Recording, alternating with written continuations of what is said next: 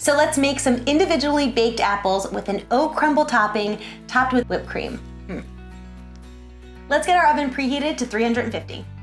The fall is all about apples for me. Let's prep our apples, and we're using 2 kitchen tools that you've probably never used in this way before.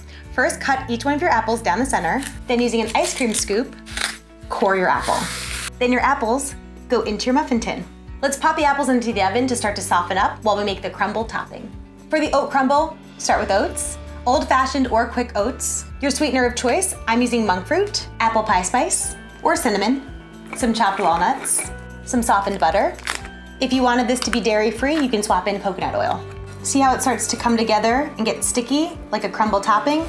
It's exactly what you want. Let's clean up while the apples continue to cook, and then we'll stuff them with the crumble topping.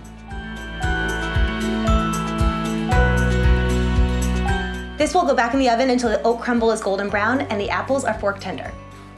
These apples are perfect. They are bubbly and soft. The topping is golden brown. Let's get these plated up. The only question is 1 or 2. Come on, no question, we're going 2.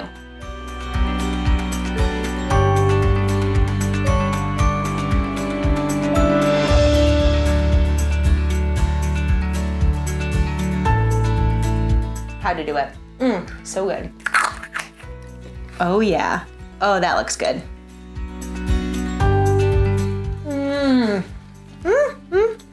It tastes like apple pie. You have the oats, that apple pie spice, the sweet apple is just perfectly cooked, not too mushy, not too hard, and that whipped cream.